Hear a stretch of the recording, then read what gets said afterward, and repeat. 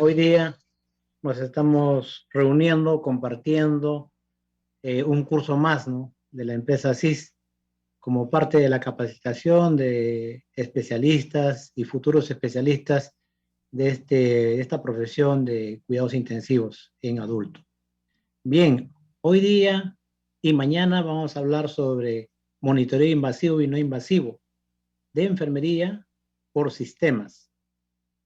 Como ustedes saben, este, la unidad de cuidados intensivos ingresan pacientes críticos, pero con una patología según el diagnóstico del médico, ¿no?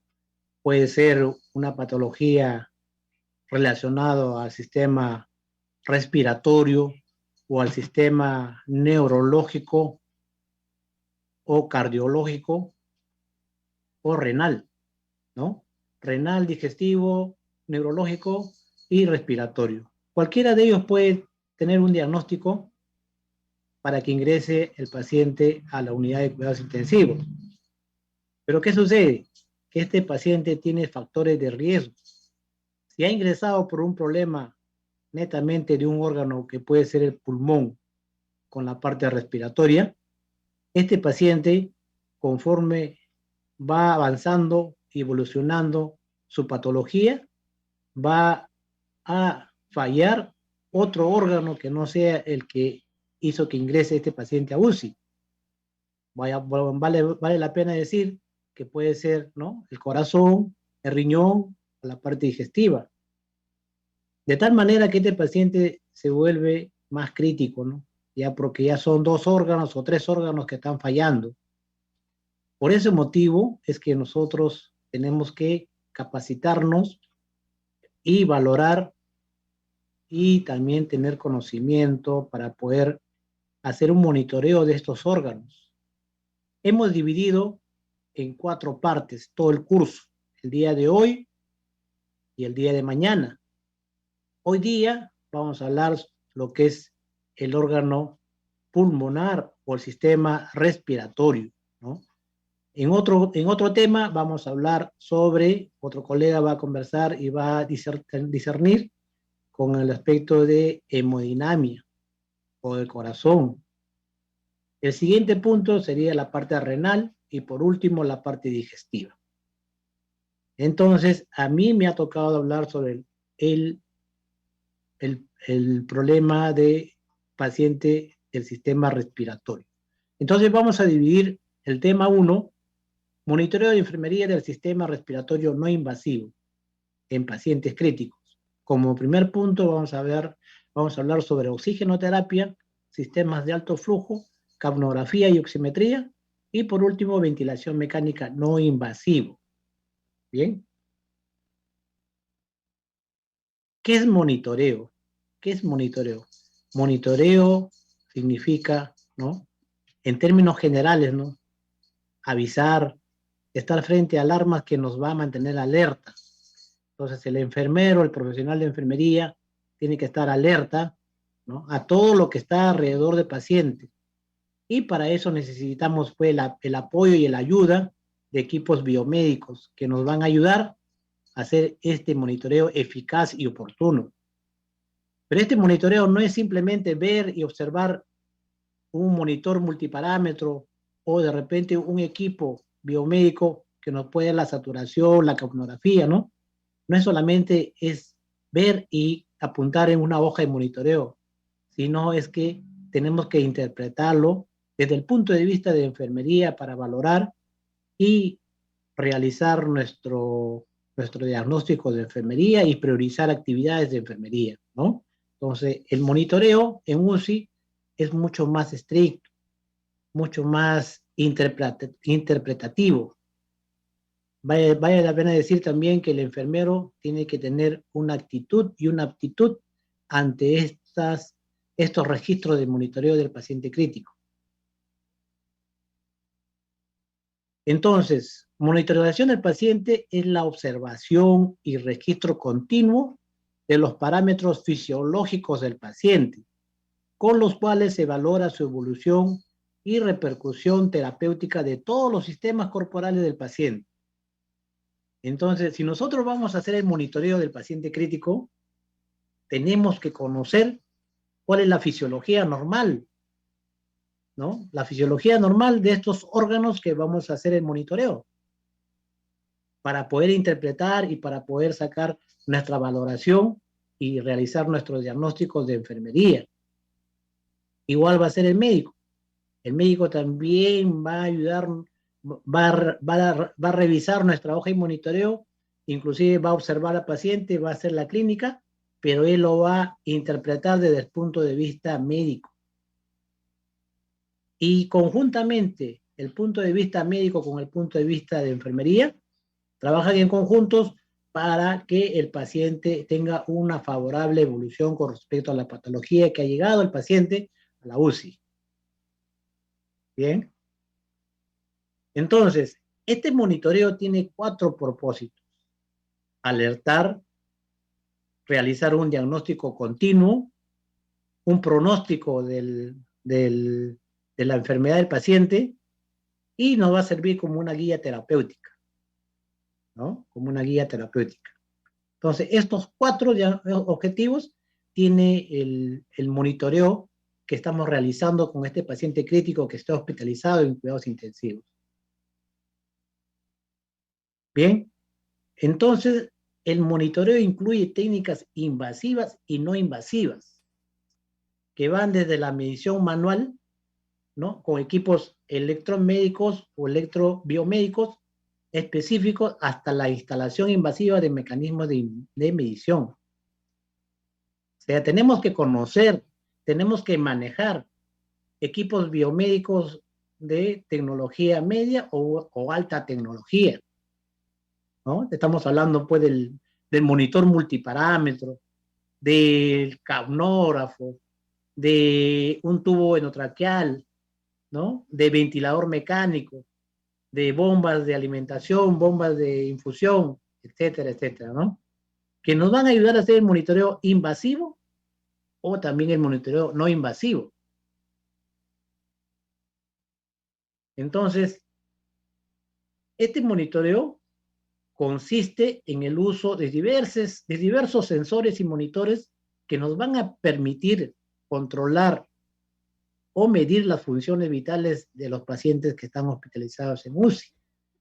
Van a recoger registros, ¿no? Datos, para valorar la función fisiológica de este paciente. El monitoreo complementa la función del personal de enfermería. El monitoreo complementa la valoración que estamos haciendo desde el punto de vista de enfermería. El seguimiento del estado clínico del paciente. Hay que detectar también precozmente los datos anormales con respecto a determinado sistema que estamos valorando. Entonces, dentro de UCI vamos a hacer 2 monitoreos, un monitoreo no invasivo y un monitoreo invasivo, ¿no? En la UCI hay demasiada información. Toda esta información que nos da la tecnología de punta que está en UCI, ¿no? Nos registra informaciones. Estas informaciones nosotros lo tenemos que interpretar y tenemos que valorar para poder hacer diagnósticos y acciones de enfermería según prioridad, ¿no? Por lo tanto, nos capacitaremos y tenemos que manejar estos equipos biomédicos para poder hacer un buen registro de todos los datos que nos da estos equipos biomédicos en una hoja de registro que tenemos en la UCI. Enfermería tiene su registro de monitoreo, ¿no? En la UCI exclusivamente de enfermería. Pero esa hoja de monitoreo de enfermería, yo digo exclusivamente entre comillas, porque esa hoja de monitoreo lo va a utilizar y lo va a revisar todos los profesionales que trabajan en la unidad de cuidados intensivos: el médico asistente, el terapista, la nutricionista o cualquier otro médico que viene a hacer interconsultas a la unidad de cuidados intensivos. Entonces, es una hoja de monitoreo muy importante. en la unidad de cuidados intensivos. Y ustedes lo saben, los que ya trabajan en UCI o los que están estudiando cuidados intensivos saben muy bien que la hoja de monitoreo de enfermería es una evidencia de todo lo que hacemos en cuidados intensivos. Y es parte de la historia clínica. Perdón. Entonces, dentro de la UCI hacemos monitoreo múltiple. Monitoreo que está relacionado a todos los sistemas. Sistema renal, sistema digestivo, respiratorio, neurológico, etcétera, digestivo. Este monitoreo múltiple es llamado monitoreo multimodal. Entonces, este monitoreo multimodal se llama también el procesamiento de datos de diferentes técnicas de monitoreo en tiempo real, mediante sistemas o equipos de alta tecnología, ¿no?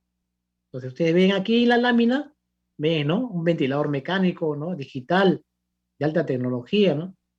Ventilador mecánico que puede ser invasivo o no invasivo, bombas de alimentación o monitor multiparámetro, etcétera, ¿no? Entonces, este monitoreo que se hace, ¿no? Va a depender bastante de la capacitación y de la actitud y aptitud que tenga el profesional de enfermería. Va a tener buenos resultados el monitoreo si estamos bien capacitados para poder manejar estos equipos biomédicos y teniendo conocimiento de la fisiología, ¿no? Y la fisiopatología del paciente, va a dar frutos nuestro monitoreo. Entonces, vamos a ver qué es un monitoreo no invasivo. El monitoreo no invasivo es la medida de las constantes vitales o funciones fisiológicas de formas incruenta. ¿Qué quiere decir incruenta? Incruenta quiere decir sin lesión de tejidos, ¿no? Sin lesión de tejidos. En este caso, el sistema respiratorio, que es el tema que nos ha llevado hoy día, ¿no? El monitoreo, vamos a ver la frecuencia respiratoria con respecto a la oximetría y la capnografía, ¿no? Entonces, la frecuencia respiratoria podremos tomarlo como un punto de partida desde el punto de vista de la oxigenoterapia. La oxigenoterapia son técnicas de apoyo al paciente en el sistema respiratorio no invasivo, ¿ya? No invasivo. Aparte de la exploración y la observación, ¿no? Entonces vamos a ver lo que es el aparato respiratorio con respecto a el monitoreo no invasivo. Todo este aparato respiratorio, nosotros tenemos que conocer la anatomía y fisiología del aparato respiratorio para poder hacer un monitoreo mucho más puntual, ¿no? Puntual, ¿ya? Entonces, dentro del aparato respiratorio vamos a considerar el aire, ¿no? El aire, el medio ambiente. Dentro del aire están pues diferentes gases. Está el oxígeno, está el nitrógeno, está el CO2 y otros elementos, ¿no? Otros elementos ya en poco porcentaje. Pero el oxígeno solamente hay una cantidad considerada como 0.21. Es una fracción de todo el componente gaseoso del medio ambiente. Si es fracción, tenemos que considerarlo en decimales. Es malo decir, o es error decir, FiO2 21%. No está dentro de los parámetros el FiO2 relacionado con porcentaje. El FiO2 se relaciona con fracción inspiratoria, por eso se dice, ¿no? Entonces, cuando hay fracción inspiratoria, hay que considerar fracción. Si yo digo, ¿cuál es el FiO2 normal de un paciente? O de una persona normal, ¿no? Común y corriente como nosotros. Nuestro FiO2 es 0.21, pero no es 21%. Si yo dijera cuál es la concentración inspiratoria de oxígeno de una persona, la concentración inspiratoria de oxígeno sí es 21%, porque las concentraciones se dan en porcentaje y la fracción inspiratoria se da en decimales. ¿De acuerdo? Es una consideración muy importante. Si ustedes ven en la parte de abajo, FIO 2, ¿no? Y en la parte más, ¿no? En la parte inferior dice CiO2. Eso significa concentración inspiratoria de oxígeno. Ahí sí se puede decir 21%. Pero aquí en el FIO 2, no. Ahí se debe colocar en el monitoreo 0.21. Tampoco no se puede poner 0.21%. Se debe poner solamente 0.21. Ustedes van a ver en el ventilador mecánico la concentración inspiratoria de oxígeno en algunos ventiladores. ¿Ya? Y nos van a poner ahí 21%, 25%, 50%, porque es concentración inspiratoria de oxígeno. Pero como nosotros tenemos nuestra hoja de monitoreo, en la hoja de monitoreo no está considerado la concentración inspiratoria, está considerado el FiO2, la fracción inspiratoria de oxígeno. ¿Qué quiere decir? Entonces lo vamos a convertir. Si en el ventilador está 21 o 25%, entonces yo voy a poner en mi hoja de monitoreo 0.25, nada más, ni siquiera porcentaje, 0.21, ¿no? ¿Se dan cuenta? Una consideración muy importante en el monitoreo del paciente. Bien. Entonces, el aparato respiratorio, fisiológicamente, entender anatómicamente y fisiológicamente, es parte de concientización del profesional de enfermería. Se está en la obligación de conocer la parte fisiológica y anatómica de este sistema para poder llegar a hacer un buen monitoreo. Eso ya lo han estudiado en pregrado, ¿no? Estamos hablando de la parte básica, podemos llegar hasta intermedia, ¿no?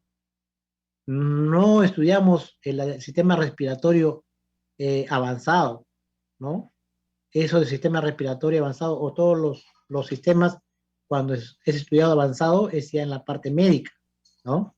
Pero nosotros sí estamos en la obligación de conocer la parte básica e intermedia de todos los sistemas del cuerpo humano. Entonces, con esa consideración, tenemos que tener en cuenta para poder hacer un monitoreo más oportuno y eficaz. Bien, dentro de los valores normales, ¿no? que les decía de la anatomía y fisiología, es muy importante conocer estos datos, ¿no? Bueno, la frecuencia respiratoria de 14 a 18 por minuto. Algunos dicen de 12 a 20, ¿no? Pero por ese lapso estamos, ¿no? 14 a 18 por minuto. Saturación de oxígeno de 90 a 100 milímetros de mercurio. Saturación, ¿no? Parcial de oxígeno. La capnografía de 35 a 45 milímetros de mercurio. Un promedio de 40. Acuérdense que todos los gases siempre van a estar medidos en milímetros de mercurio. Y todos los solutos, o sea, vale decir, el potasio, el sodio, el cloro, ¿no? Están medidos por 1000 equivalentes por litro. 1000 equivalentes por litro, ¿no? Ese es muy importante que ustedes conozcan. La presión parcial de oxígeno está como un valor normal de 80 a 100 milímetros de mercurio. Y la relación del PO2 con el FiO2, más conocido como el PAFI, debe ser mayor de 300 milímetros de mercurio. Entonces, estos son consideraciones que debemos conocer siempre, ¿no? Bien, continuamos. Entonces, para valorar la parte respiratoria, tenemos que considerar siempre la frecuencia respiratoria, el FiO2, la concentración inspiratoria de oxígeno, como les decía, en porcentaje, el PO2 y la saturación de oxígeno. Esto nos va a determinar en forma subjetiva la hipoxia del paciente, ¿no? Cuando vemos cianosis, cuando vemos, ¿no? De repente ¿no? Vemos también pacientes que están con dificultad respiratoria, aleteo nasal, tiraje intercostal. Todo eso nos van a dar en forma subjetiva, podemos decir que está pasando una hipoxia con el paciente, inclusive con el saturador de oxígeno, ¿no? Vamos a ver así, ¿no? En cambio, la hipoxemia es analizada todo esto ya con una muestra de sangre arterial, con la gasometría, ¿no? Con la gasometría se determina una hipoxemia. Y la hipoxia se determina con la observación de el paciente o del saturador de oxígeno, ¿no? Saturador de oxígeno, un pulsoxímetro. Entonces ahí podemos determinar la hipoxia, que es la disminución de oxígeno a nivel de los tejidos, y la hipoxemia, nivel de oxígeno disminuido a nivel sanguíneo. Esos son los conceptos muy importantes que debemos conocer. Un enfermero o una enfermera de cuidados intensivos debe estar muy ya, ¿no? Bien definido estos temas, ¿no? Hipoxia con hipoxemia. Entonces, yo les decía al inicio, ¿cuál es la diferencia entre el FiO2 y la concentración inspiratoria de oxígeno? ¿No? ¿Cuál es la diferencia en decir 21% o 0.21? En la lámina que ustedes están observando se van a dar cuenta mucho más claro, ¿no? Entonces, decimos que el FiO2 siempre va a estar relacionada con decimales y se tiene que registrar con decimales, no con porcentaje. En cambio, la concentración inspiratoria de oxígeno, sí, lo tenemos que monitorizar, describir o registrar en porcentaje, ¿no? En porcentaje, ¿ya?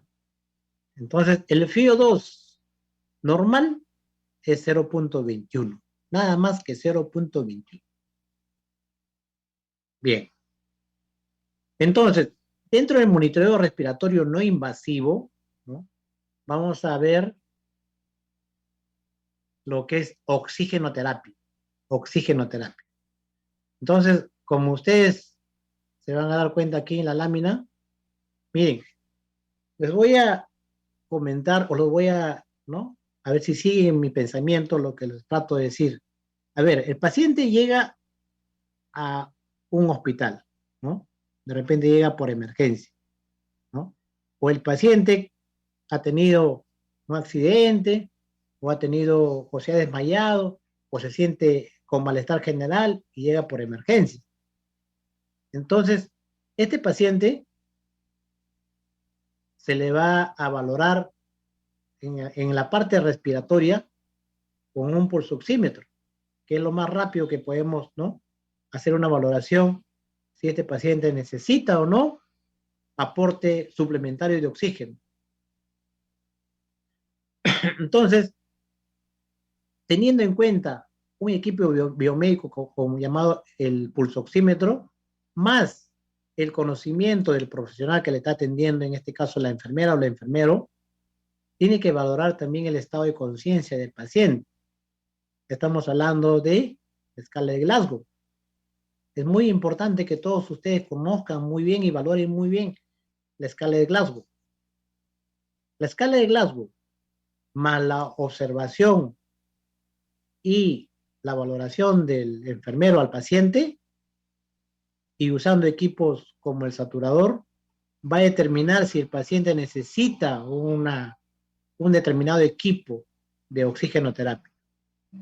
El primer equipo la primera técnica que vamos a utilizar en oxigenoterapia va a ser la cánula binasal. La cánula binasal es un sistema de bajo flujo. No aportan todo el gas respirado, pero pueden dar FiO2 altas o bajas, ¿no? Entonces, dentro del primer equipo biomédico no invasivo del aparato respiratorio para brindar un aporte suplementario de oxígeno, tenemos la cánula binasal o catéter nasal. Entonces, vamos a ver los flujos y los FiO2, ¿no? Entonces aquí no, ya no vamos a poner ya, con 1 litro nos va a dar 24%. No es cierto. Nos da 0,24 el FiO2. Por eso que era muy importante que ustedes entiendan, ¿no? Con respecto al porcentaje o a la fracción inspiratoria. Si me ponen aquí flujo de oxígeno 1 litro y me ponen aquí concentración inspiratoria de oxígeno, entonces esto cambiaría. Ya sería 24%. Pero como me ponen FiO2, fracción inspiratoria, es solamente 0,24. Ni siquiera 0,24%, sino 0,24. Entonces hay que determinar muy bien este cuadrito. Entonces la cánula binasal nos va a dar a partir de 1 litro hasta 5 litros, dice la teoría, ¿no? Dice la teoría. Pero hubo un congreso antes de la pandemia, en la cual siempre estos congresos de cuidados intensivos lo hacía la SOPEMI, o también hace la Asociación, ¿no?, de Enfermeros Intensivistas o Enfermeras Intensivistas, ¿no? Hubo un congreso en la cual se había puesto hasta 6 litros como flujo de oxígeno, en la cual nos daba un FiO2 de 0,44. Entonces es válido esto, ¿ya? Esto es válido que puede llegar en cánula binasal un flujo de 6 litros para que nos brinde un oxígeno suplementario de 0,44. Bien. Dentro del bajo flujo también tenemos la máscara de bolsa de reservorio, máscara con bolsa de reservorio, que nos van a dar pues hasta 0,80 de FiO2, 0,80 de FiO2, con un flujo de oxígeno de 10 litros por minuto. Tenemos la máscara de flujo libre, el normal, que nos da un máximo de 0,60 de FiO2 con un flujo de oxígeno de 7 a 8 litros por minuto. Tenemos el otro dispositivo de alto flujo de oxígeno que son los sistemas Venturi, ¿no? Son máscaras de flujo controlado. Aportan toda la atmósfera respirada, suministran niveles constantes de fracción inspiratoria de oxígeno y la FiO2 no se afecta por cambios del patrón respiratorio. Entonces es más controlado, ¿no? Porque este sistema Venturi, ¿no?, es un dispositivo ya, ¿no?, realizado, ya evidenciado e inventado, ¿no?, con parámetros ya establecidos, ¿no? Y el mismo equipo hace de que se controle, ¿no?, los niveles constantes de FiO2. Entonces aquí vemos, ¿no?, el sistema Venturi. Dentro del sistema Venturi hay de bajo flujo y de alto flujo, ¿no? Si ustedes se dan cuenta, este equipo de Venturi tiene dos colores, ¿no? Hay un color verde y un color blanco. El color verde es de alto flujo y el color blanco es de bajo flujo, ¿no? Entonces, aquí vamos a tener, ¿no? Entonces, aquí vamos a tener los parámetros que están indicados. Mira, aquí ponen porcentaje de oxígeno, ¿no? No ponen FiO2 de oxígeno, porcentaje de oxígeno. Entonces, está bien lo que está escrito aquí. Más bien, si estuviese aquí FiO2, 24%, entonces está mal. Pero aquí dice porcentaje de oxígeno. Por lo tanto, 24% está bien. Pero si me ponen FiO2, sería 0,24, ¿no? 0,24.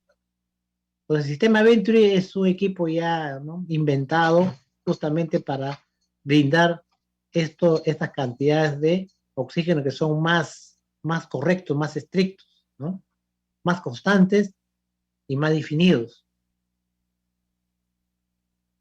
Aquí tenemos ya un cuadro en la cual tenemos el catéter, ¿no?, cánula binasal, máscara de oxígeno, máscara con bolsa de reservorio, etcétera, ¿no?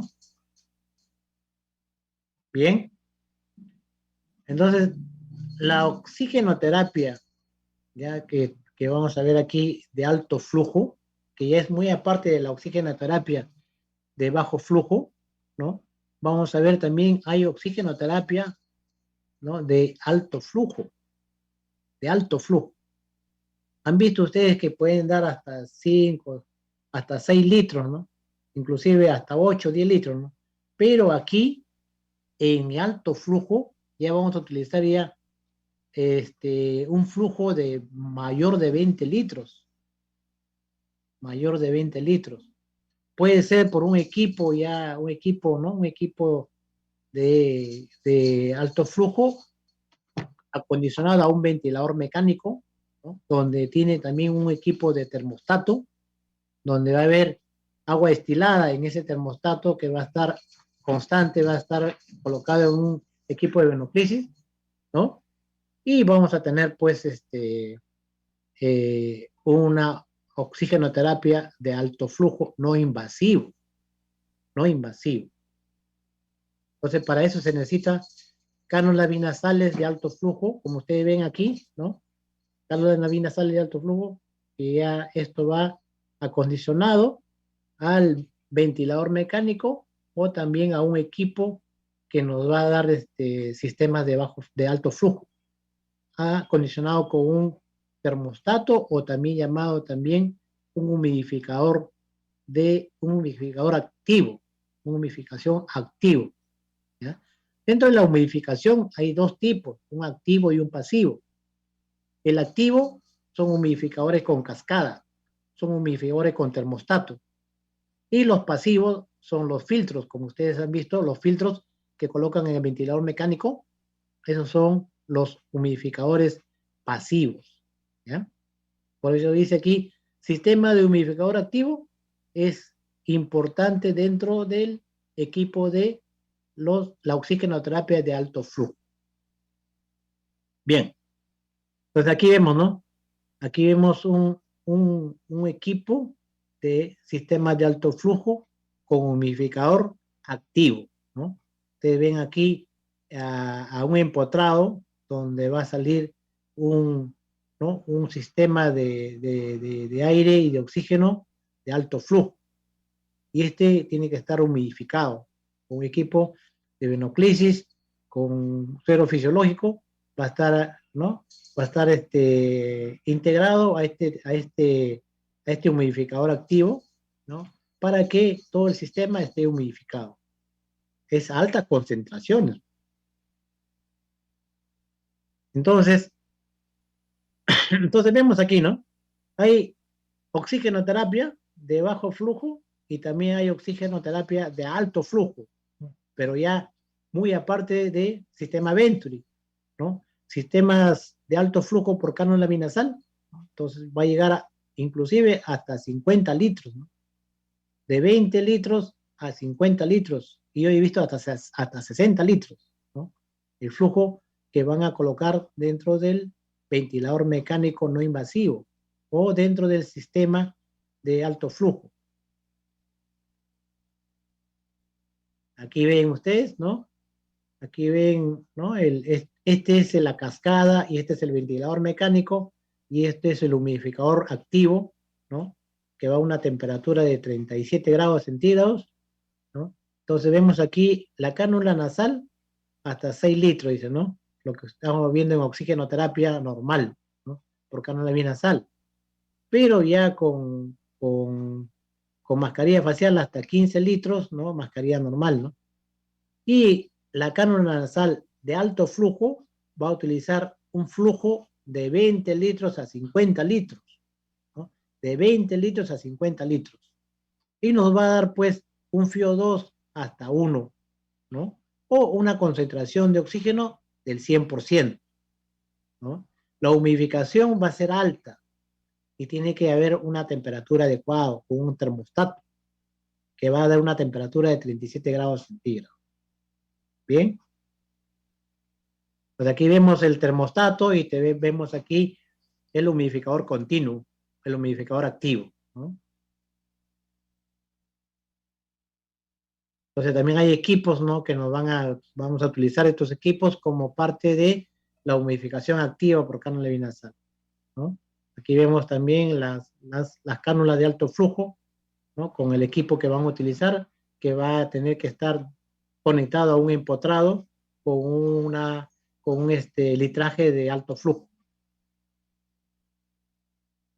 Bien, entonces hemos visto ya la oxigenoterapia, ¿no? De bajo flujo y de alto flujo, como parte del monitoreo no invasivo, no invasivo.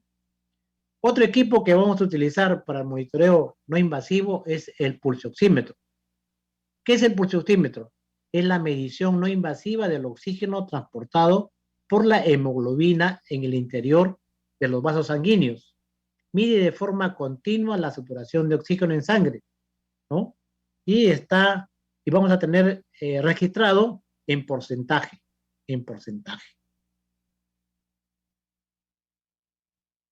Entonces, la saturación va a ser evaluada por la absorción de luz o dos longitudes de onda determinada que hay en este equipo, ¿no? Hay una luz infrarroja que va a llevar una señal, ¿no? Por medio de las ondas de las arterias que están recorriendo la yema del dedo, y con este fotodetector va a llegar a tener un registro en una pantalla donde nos va a salir el registro en porcentaje, en porcentaje.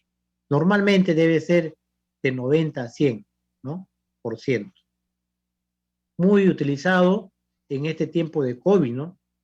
El que menos ya las familias tienen dentro de la casa, ya tienen su pulsoxímetro, ¿no? Su pulsoxímetro casero, ¿no? Su pulsoxímetro portátil, mejor dicho, ¿no? Pero en UCI tenemos el pulsoxímetro adicionada a un equipo llamado monitor multiparámetro. Entonces, esto está relacionado con la parte física, ¿no? Que nos da la onda infrarroja y va a ser registrado dentro del monitor multiparámetro. Monitor multiparámetro. La correlación entre la saturación de oxígeno y la presión de oxígeno viene determinada por la curva de la disociación de la oxihemoglobina, ¿no? Como ustedes ven aquí en el gráfico, cuando tenemos un PO2, ¿no? Un PO2 de 60 milímetros de mercurio, nos va a dar, ¿no? Con seguridad una saturación de oxígeno del 90%. Entonces, el 90% está relacionado con un PO2 de 60 milímetros de mercurio, ¿no? Entonces, ese sería el rango por la cual vamos a tener como valores normales entre la relación del PO2 con la saturación de oxígeno. Entonces, si nosotros vemos a un paciente, ¿no? Que está saturando 100%, entonces podemos también interpretarlo que su PO2 debe estar oscilando entre 677 o 670, ¿no? Y en cambio, si tiene una saturación de oxígeno de 90%, su PO2 debe estar oscilando entre 60 milímetros de mercurio, por el tema de la diapositiva anterior, ¿no? Que yo les decía con respecto a esto, ¿no? Cómo es la relación entre el PO2 y la saturación de oxígeno. Está en relación de 90 a 60. O sea, 90 de saturación con 60 de PO2. ¿No? Esa es la interpretación que tenemos que tener entre la saturación y la presión parcial de oxígeno, ¿no? Entonces ustedes ven aquí, saturación parcial de oxígeno normalmente de 90 a 100%, de 90 a 100%, ¿no? Y la concentración telespiratoria del CO2, que está determinada por este símbolo, EtCO2, es concentración telespiratoria del CO2. Normalmente es 35 o 45 milímetros de mercurio, un promedio de 40 milímetros de mercurio, con respecto a CO2. ¿Y el CO2 cómo se mide? Se mide con un equipo llamado capnógrafo. Este capnógrafo nos va a determinar una capnografía. Capnografía es el dato, es el número, ¿no? Y la gráfica ¿no? Es la representación gráfica de la medida del CO2 en función del tiempo. Entonces ustedes van a ver dentro de un monitor o dentro de un resultado de gasometría, lo van a ver como EtCO2, EtCO2, ¿ya?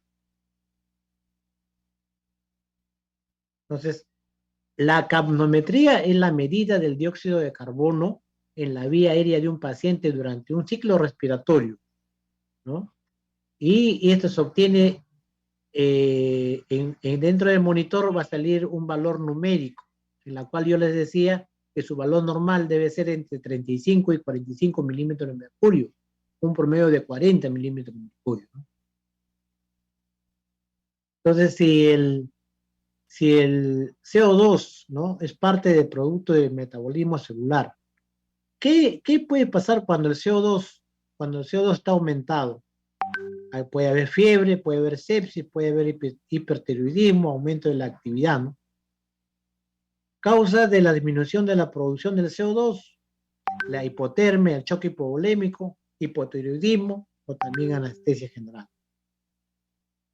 Ustedes ven aquí el capnograma normal, ¿no? Lo que vamos a ver en el monitor multiparámetro. Normalmente, cuando el paciente está con un capnógrafo, normalmente la onda debe ser de esta manera, como ustedes están viendo aquí en la lámina, ¿no? Debe haber un trazo de una línea AB, que es la línea de base, que es la fase inspiratoria, donde está aquí, ¿no?, la A. BC, comienzo de la expiración. CD en tiempo real, es la concentración, ¿no?, meseta o plateo expiratorio. Y la onda D, que es la máxima concentración del CO2 o del EtCO2, ¿no? La onda T. Si ustedes ven aquí, es la parte, ¿no?, la parte derecha de la onda. Ustedes están viendo aquí la onda D, ¿no? Es la máxima, el máximo valor que va a tomar el CO2, ¿no?, en la gráfica, ¿ya? Y la onda D es el comienzo de la fase inspiratoria. Si ustedes se dan cuenta, ¿no?, es una onda progresiva de un tamaño normal, ¿no? Todos son similares, ¿no? Donde hay componentes A, B, C, D, E, ¿ya? Y que el máximo de CO2 nos va a determinar la onda D, el máximo de CO2. En este caso, por ejemplo, ¿cuál es su máximo? Si ustedes ven en la gráfica, es 38. 38 milímetros de mercurio. Ese es el valor de esta gráfica que ustedes están viendo en la pantalla. Esto van a ver ustedes en la pantalla del monitor de paciente, ¿no? Entonces van ustedes a determinar si es una buena onda o no con respecto a la interpretación del CO2, ¿no? Ahora hay otra disyuntiva, ¿no? ¿Cómo colocar el capnógrafo a un paciente? Aquí vemos que el capnógrafo está primero está el tubo, ¿no es cierto? El capnógrafo está primero, después viene el filtro, ¿no? ¿Este filtro qué es? Este filtro es antibacteriano y también es un humidificador. ¿Qué tipo de humidificador? ¿Activo o pasivo? Es pasivo, ¿ya? ¿Cuál es el activo? El activo es la cascada que utilizan, ¿no?, con un termostato en un ventilador mecánico, cuando hacen oxigenoterapia de alto flujo, ¿no? ¿Ya? Entonces, ¿esto está bien o está mal? A ver, eso de repente, al final, vamos a poder conversar y comentar esto. ¿Esto está bien o debe ser así? ¿O debe ser primero el filtro y después el capnógrafo? Entonces hay dos posibilidades. A ver, entre esto, ¿no?, que es el capnógrafo primero y después viene el filtro.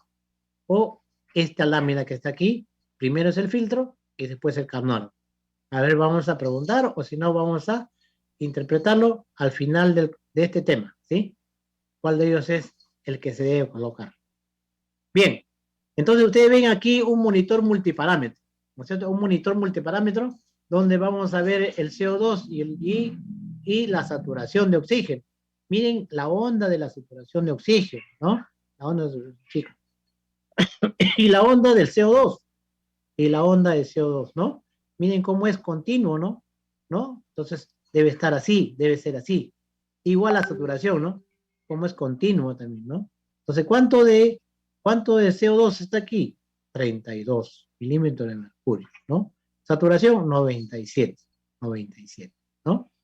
El objetivo de la saturación no es llegar al 100%, no es llegar al 100%, es mantenerlo entre 95, 96 y 97, ¿no? Ahora va a depender de la patología que tenga, ¿no?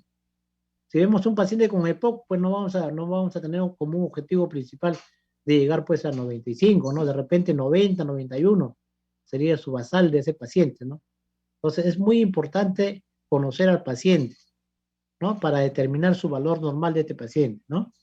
Entonces, si decimos 32 con respecto al CO2 de este paciente, ¿no? ¿Está dentro de los valores normales? No, decíamos que el valor normal es de 35 a 45 milímetros de mercurio. Aquí está ligeramente por debajo del valor normal, ¿no? 32, ¿no? 32. Entonces, ¿qué quiere decir? Que este paciente está, ¿no? Está teniendo bajo CO2, ¿no? Bajo CO2.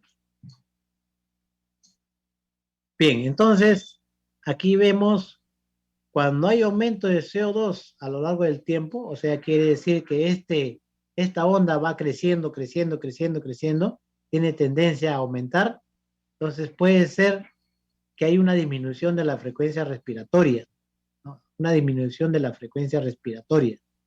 Entonces, cuando hay disminución de la frecuencia respiratoria, el CO2 va a aumentar. Cuando aumenta la frecuencia respiratoria, el CO2 va a disminuir. Son inversamente proporcionales.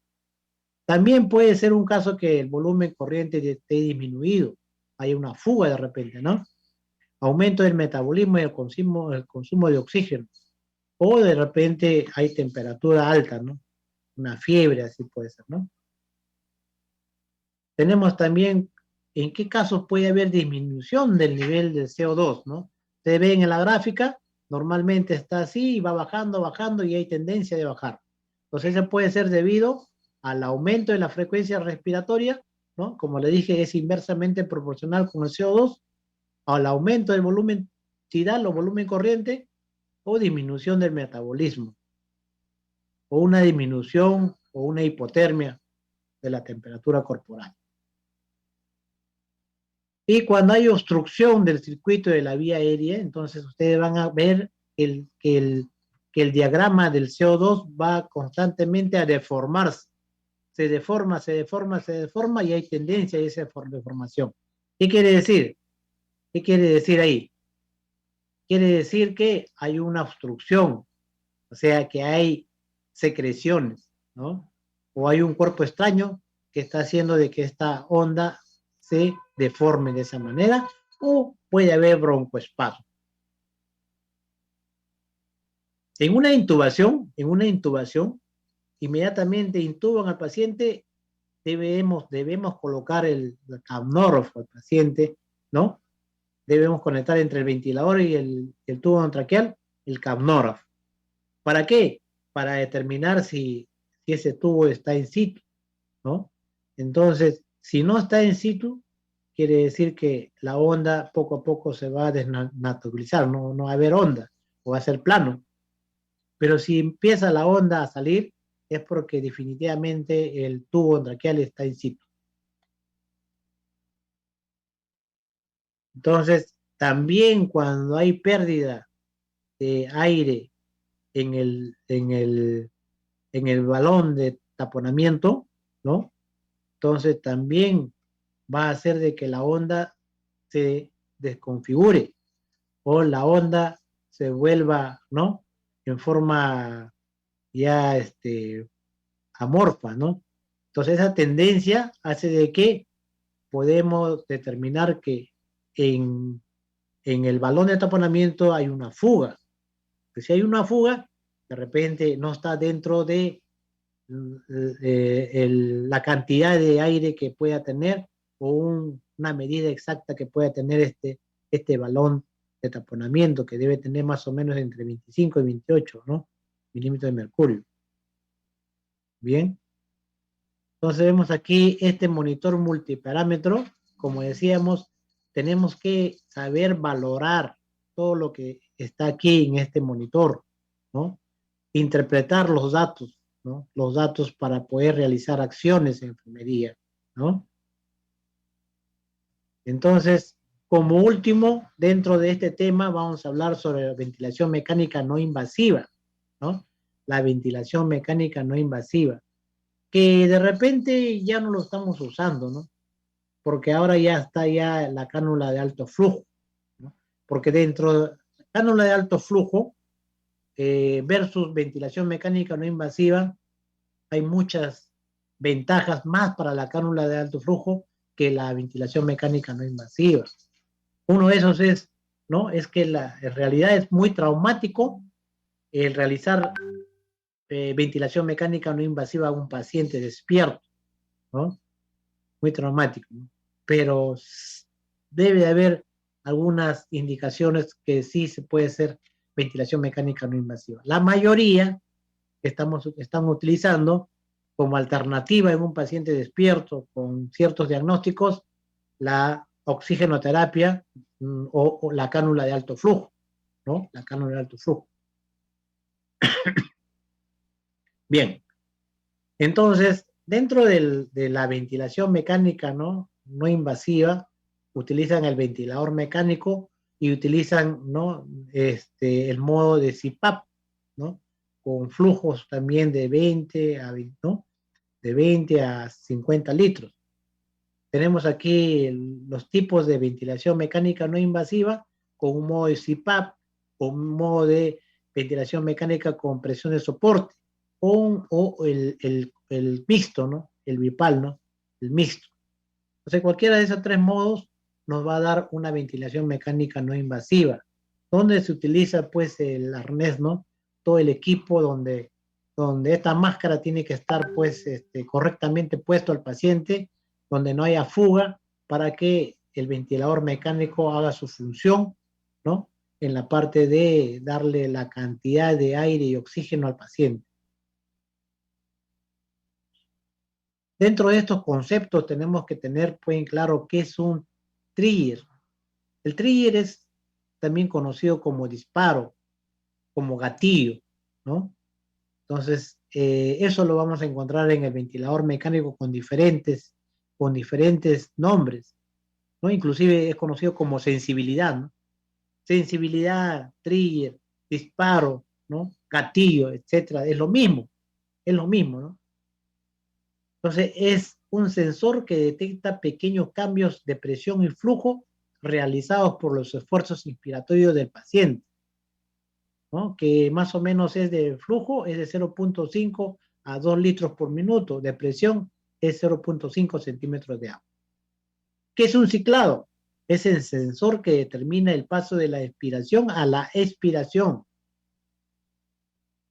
Aquí tenemos otro, que es el IPAP, es nivel de presión positiva programado que se alcanza en la fase inspiratoria, ¿no? Este se programa en la ventilación no invasiva. ¿Qué es el EPAP? Está relacionada con la presión positiva programada durante la fase expiratoria. ¿Y qué es el PCV? Es la presión de soporte ventilatorio, ¿no? La presión de soporte ventilatorio. El PIP ya es muy conocido, ¿no? Es la presión positiva al final de la expiración. Eso significa PIP. La relación IE es el porcentaje de tiempo que dura la inspiración en relación a todo el ciclo respiratorio. Normalmente es la relación de IE 1-2, ¿no? Pero en procesos obstructivos la relación debe ser entre 1 y 3. En procesos restrictivos, 1-1. Y por último, ¿qué es la rampa?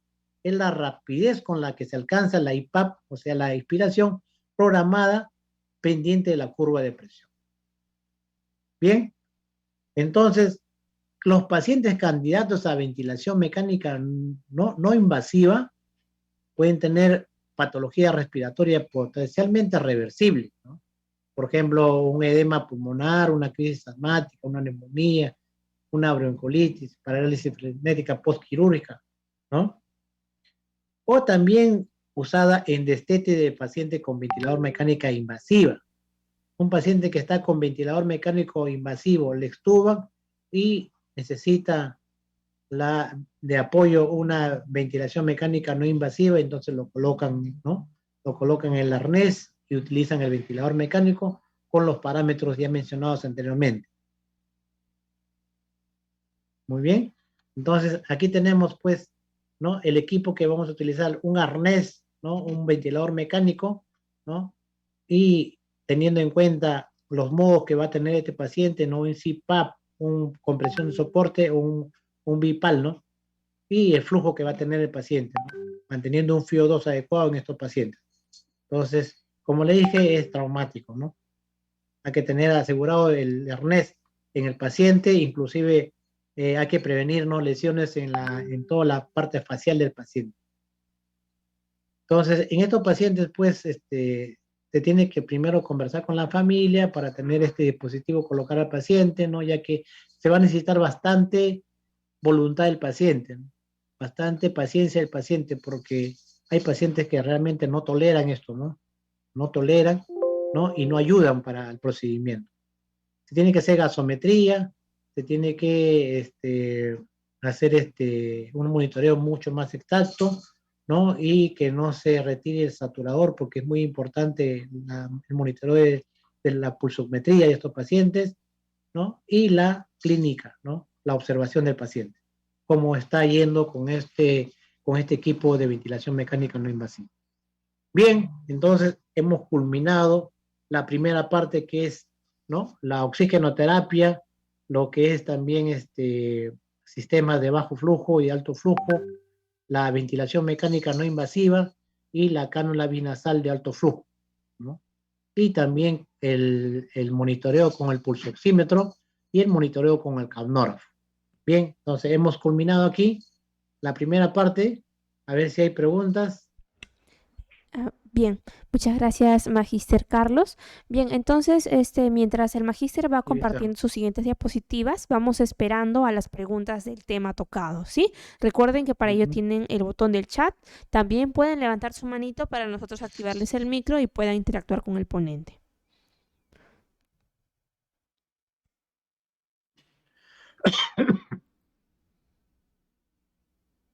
Tenemos una manito levantada, licenciada Daneri Wharton. Vamos a activarle el micro. Muy bien, adelante, licenciada, la escuchamos. Buenos días, sí, quería Hola. consultar acerca de la ubicación del capnógrafo, por favor, ¿cuál es Ujú. la Ah, correcta? ya, ya, sí, ¿no? Ya, miren, ya lo pasé, voy a retroceder. Mire, el capnógrafo debe estar protegido, ¿no? Entonces, si le va a proteger, va a ser pues el filtro, ¿no? Ese filtro que yo decía que es un humidificador de acción pasiva, ¿no? También es un antibacteriano, ¿no? Protector de la vía aérea, va a tener que ir primero el tubo, después ¿no? El filtro y posteriormente viene el canógrafo, ¿no? Esa es la posición. ¿Qué pasaría si lo ponemos adelante? Pasaría de que las secreciones que tiene el paciente va a obstruir la medición de la capnografía.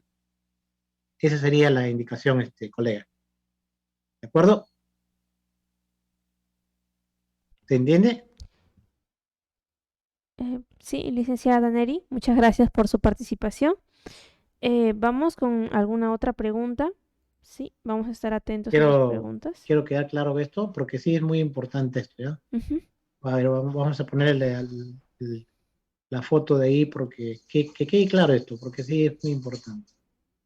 A ver, ¿dónde estaba? A ver, vamos a ver. ¿Dónde está?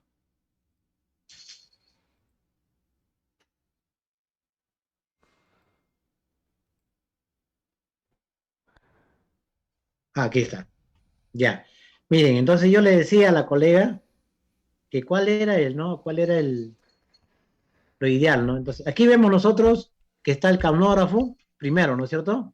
¿No? Entonces, ¿qué va a suceder? Entonces, va a captar, claro, el CO2, ¿no? Va a captar en el monitor, ¿no? Pero las secreciones que tiene el tubo va a obstruir, al final de cuentas, ¿no?, la señal de la capnografía. Entonces, debemos colocar siempre, ¿no?, el capnógrafo después del filtro de acción pasiva. Entonces, esta es la forma como se debe colocar el capnógrafo. Entonces, protegemos y no va a haber mucha diferencia, no va a haber mucha diferencia de la medición de la capnografía. Entonces, es mejor tenerlo así que tenerlo como el otro dibujo, ¿ya? Muy bien, creo que ya quedó claro ahí. Sí, Bien, Jocelyn. magíster. Sí, tenemos una manito levantada más. Vamos a solicitarle su audio. Licenciada Glenny Tineo, la escuchamos. Su audio está activo.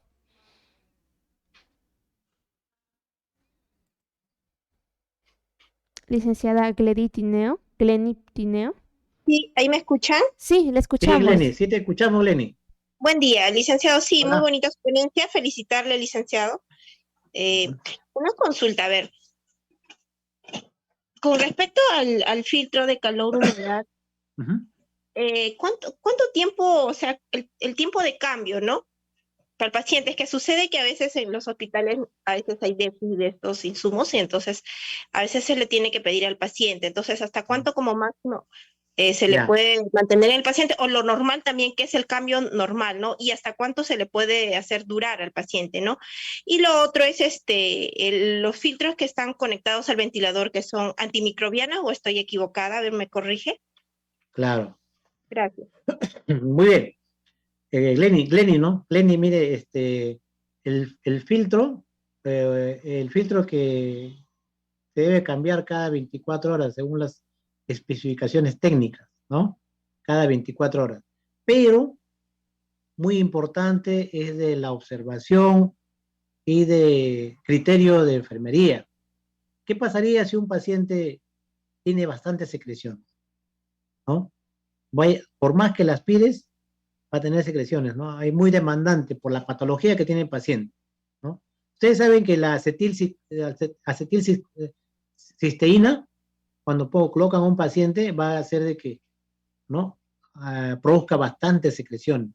Justamente ese es el objetivo de este medicamento. Entonces va a tener secreciones, y ese filtro no nos va a durar 24 horas.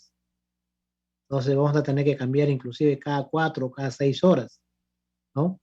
Entonces va a depender bastante del criterio de enfermería. Pero normalmente, según las especificaciones técnicas, o sea, lo que viene escrito es que cada 24 horas se tiene que cambiar. Es cierto que es costoso, ¿no? Pero entre la costo y beneficio es muy importante el cambio. Hay muchas cosas que es costoso, pero se le tiene que hacer porque si no, si nosotros podemos mantenerlo, ¿no? Hasta de repente hasta 2 días, 3 días, pero al final de cuentas la evolución del paciente con respecto a la patología va a acrecentar, va a aumentar debido a mantener ese filtro mucho tiempo. Vamos a hacer que se cultiven microbios ahí y van a incrementar la patología del paciente y va a ser más costoso, ¿no? Al final. Entonces, ese punto de vista hay que verlo, ¿no? Hay ciertas cosas que tenemos que hacer, ¿no? Entonces, y el cambio va a ser pues, por eso, por lo que les digo, ¿no? Va a depender de, de cómo está yendo el paciente. Normalmente cada 24 horas y si es necesario se le puede cambiar cada cierto tiempo, cada 3 o cada 6 horas, ¿no? 4 a 6 horas, si es que tiene bastantes secreciones y llega al filtro las secreciones. Ustedes ven el filtro, a veces ustedes miran, van a encontrar cantidad de secreciones dentro del filtro. Entonces ya no va a cumplir su función ese filtro.